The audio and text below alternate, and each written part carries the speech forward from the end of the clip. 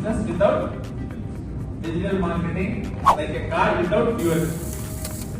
இன்னைக்கு அவ்வளவு ட்ரெண்ட் ஆயிடுச்சு.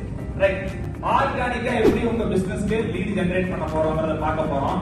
அதுல நம்பர் 1 டிப் என்ன அப்படின்னா இன்ஃபோகிராபிக்ஸ். இன்ஃபோகிராபிக்ஸ்னா நார்மல் போஸ்டர். இன்ஃபோகிராபிக்ஸ் போஸ்டர்ஸ் போடல எப்படி போடலாம் அப்படின்னா மோனோட்டனஸா போடாம டிஃபரெண்டா நீங்க ஃபார்மேட் பண்ணிக்கலாம்.